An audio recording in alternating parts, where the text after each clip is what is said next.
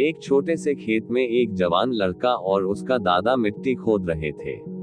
वे मिट्टी को पलट रहे थे, उसकी गांठों को तोड़ रहे थे, ताकि मिट्टी उस वर्ष की बुवाई के लिए अच्छे से तैयार हो सके।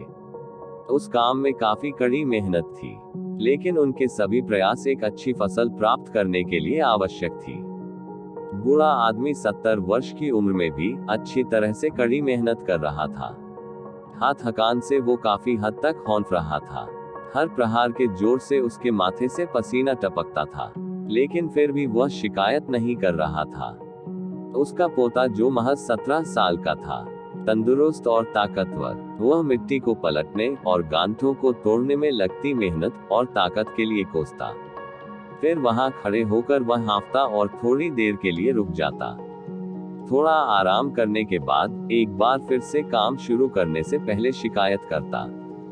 थोड़ी देर बाद युवा पोता देखता है कि उसके दादाजी ने जितना काम कर जमीन को तैयार किया, वो खुद ने तैयार की जमीन से बहुत ज्यादा है।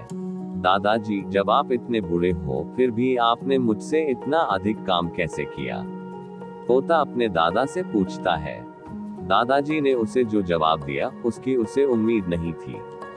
जब हम किसी काम को मुश्किल मानते हैं और उसके बारे में ज्यादा सोचते हैं, तो सच में मुश्किल हो जाता है, और हम बिना सोचे जब उसे करते हैं और करते ही रहते हैं तो वो आसान हो जाता है।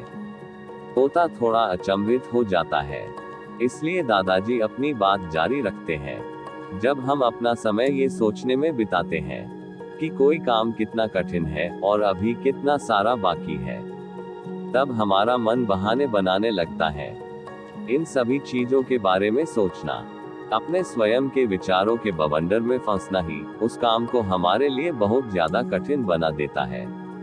इसलिए समझदारी इसी में है कि वास्तविक रूप से पहली बार में शारीरिक कार्य किया जाए।